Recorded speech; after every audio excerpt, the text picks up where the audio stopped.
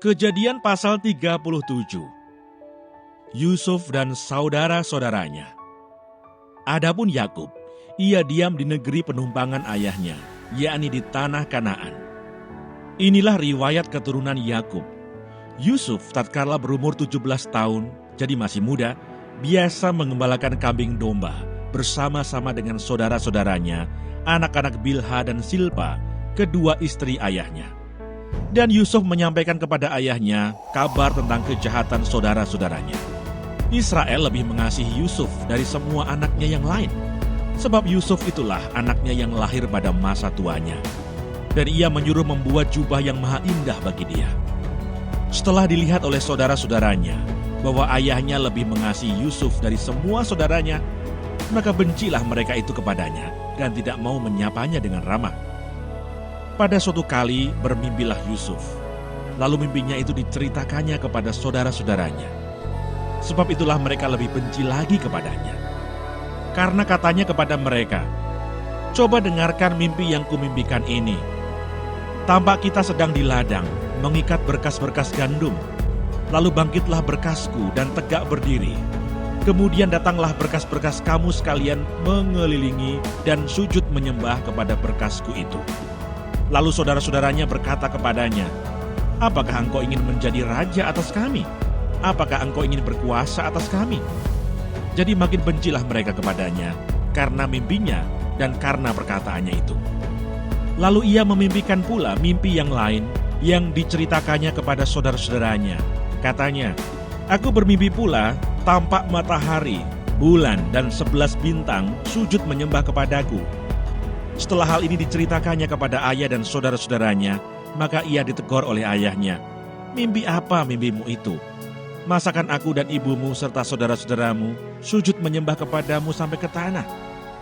Maka iri hatilah saudara-saudaranya kepadanya, tetapi ayahnya menyimpan hal itu dalam hatinya.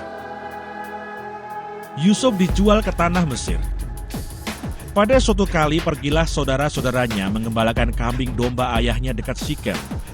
Lalu Israel berkata kepada Yusuf, "Bukankah saudara-saudaramu mengembalakan kambing domba dekat Sikem? Marilah engkau kusuruh kepada mereka." Saud Yusuf, "Ya Bapa." Kata Israel kepadanya, "Pergilah engkau melihat apakah baik keadaan saudara-saudaramu dan keadaan kambing domba, dan bawalah kabar tentang itu kepadaku."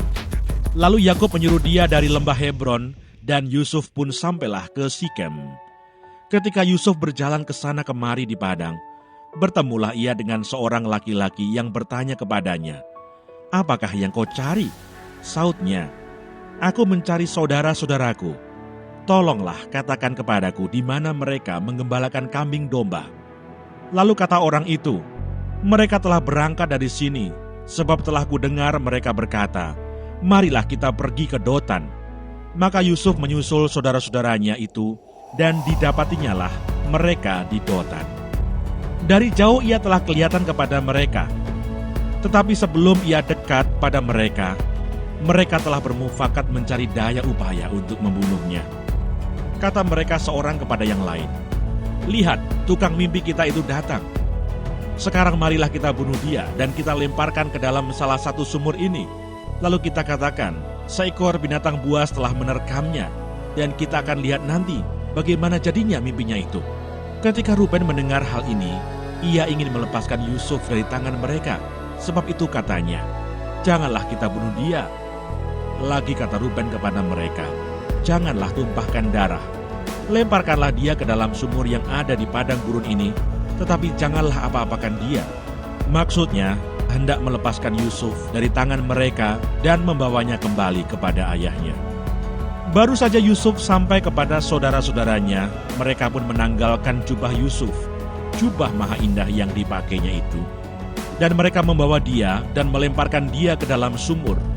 Sumur itu kosong, tidak berair. Kemudian duduklah mereka untuk makan. Ketika mereka mengangkat muka, kelihatanlah kepada mereka suatu kafilah orang Ismail datang dari Gilead dengan untanya yang membawa damar, balsam, dan damar ladan.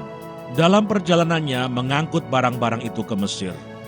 Lalu kata Yehuda kepada saudara-saudaranya itu, Apakah untungnya kalau kita membunuh adik kita itu dan menyembunyikan darahnya? Marilah kita jual dia kepada orang Ismail ini. Tetapi janganlah kita apa-apakan dia, karena ia saudara kita, darah daging kita." Dan saudara-saudaranya mendengarkan perkataan itu.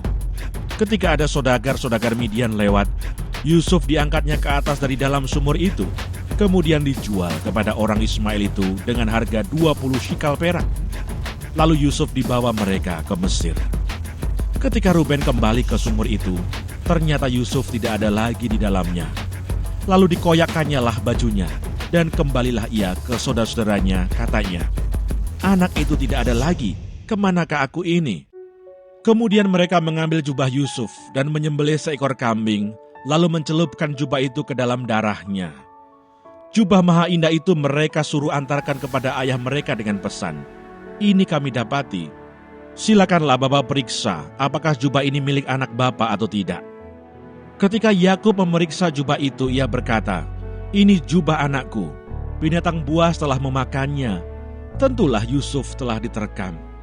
Dan Yakub mengoyakkan jubahnya, lalu mengenakan kain kabung pada pinggangnya, dan berkabunglah ia berhari-hari lamanya karena anaknya itu. Sekalian anaknya laki-laki dan perempuan berusaha menghiburkan dia, tetapi ia menolak dihiburkan, serta katanya, "Tidak, aku akan berkabung sampai aku turun mendapatkan anakku ke dalam dunia orang mati." Demikianlah Yusuf ditangisi oleh ayahnya. Adapun Yusuf, ia dijual oleh orang Midian itu ke Mesir, kepada Potifar, seorang pegawai istana Firaun, kepala pengawal raja.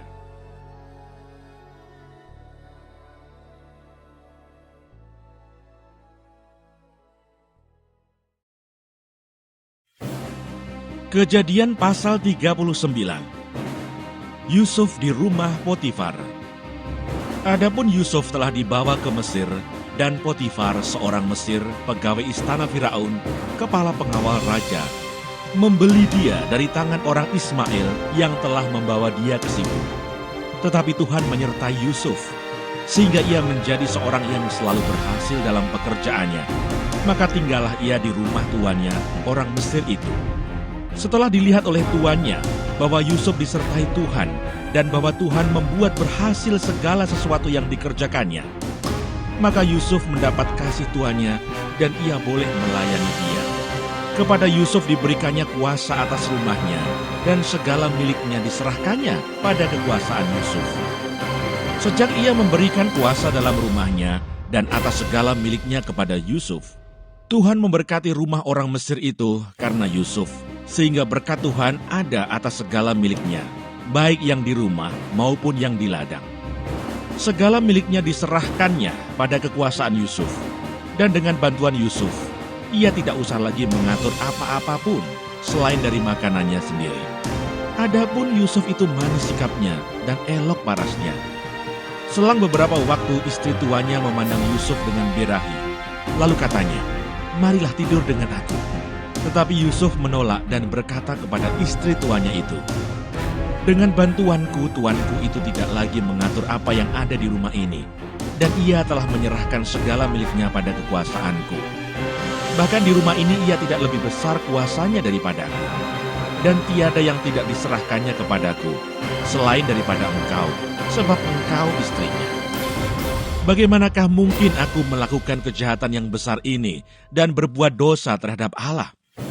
Walaupun dari hari ke hari perempuan itu membujuk Yusuf, Yusuf tidak mendengarkan bujukannya itu untuk tidur di sisinya dan bersetubuh dengan dia. Pada suatu hari masuklah Yusuf ke dalam rumah untuk melakukan pekerjaannya, sedang dari seisi rumah itu seorang pun tidak ada di rumah. Lalu perempuan itu memegang baju Yusuf sambil berkata, "Marilah tidur dengan aku." Tetapi Yusuf meninggalkan bajunya di tangan perempuan itu dan lari keluar.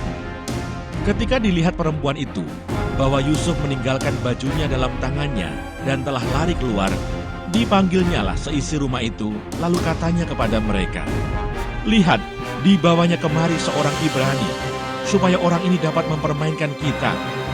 Orang ini mendekati aku untuk tidur dengan aku, tetapi aku berteriak-teriak dengan suara keras. Dan ketika didengarnya bahwa aku berteriak sekeras-kerasnya, ditinggalkannyalah bajunya padaku. Lalu ia lari keluar. Juga ditaruhnya baju Yusuf itu di sisinya sampai tuan rumah pulang. Perkataan itu jugalah yang diceritakan perempuan itu kepada Potifar, katanya, "Hamba orang Ibrani yang kau bawa kemari itu datang kepadaku untuk mempermainkan aku. Tetapi ketika aku berteriak sekeras-kerasnya, ditinggalkannya bajunya padaku, lalu ia lari keluar." Baru saja didengar oleh tuannya perkataan yang diceritakan istrinya kepadanya, "Begini begitulah aku diperlakukan oleh hambamu itu," maka bangkitlah amarahnya. Lalu Yusuf ditangkap oleh tuannya dan dimasukkan ke dalam penjara, tempat tahanan-tahanan raja dikurung. Demikianlah Yusuf dipenjarakan di sana. Tetapi Tuhan menyertai Yusuf dan melimpahkan kasih setianya kepadanya dan membuat Yusuf kesayangan bagi kepala penjara itu. Sebab itu kepala penjara mempercayakan semua tahanan dalam penjara itu kepada Yusuf, dan segala pekerjaan yang harus dilakukan di situ, dialah yang mengurusnya. Dan kepala penjara tidak mencampuri segala yang dipercayakannya kepada Yusuf, karena Tuhan menyertai dia, dan apa yang dikerjakannya dibuat Tuhan berhasil.